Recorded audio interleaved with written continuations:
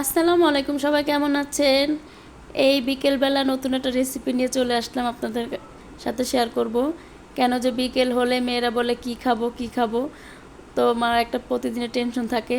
তো চিন্তা করলাম ঘরে পাউরুটি আছে, পাউরুটি তো এমনি ওরা খেতে চায় না।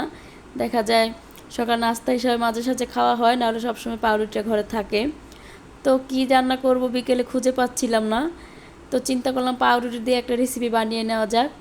তো আমি 4টা পাউরুটি নিয়েছি, নিয়ে আমি ছোট ছোট করে কেটে নিয়েছি। একটা পাউরুটি 4 ভাগ করেছি, করে আমি কেটে নিয়ে, যেমন এখানে আমি আধা কেজির বেশি দুধ দিয়েছি, 1.25 কেজি হবে। দুধটা আমি ভালো করে জাল দিয়ে দুধটা ঘন করে নিয়েছি, অনেকটা জাল দিয়েছি, প্রায় 1.25 কেজি দুধ আমি আধা কেজির মতো করেছি জাল দিয়ে। তারপর আমি পরিমাণ মতো চিনি দিয়েছি, চিনি যে যেমন খান। আমি মিল্কভিটা দুধ নিয়েছি, তার জন্য দেখা যায় মিষ্টিটা এমনি হয়ে গেছে।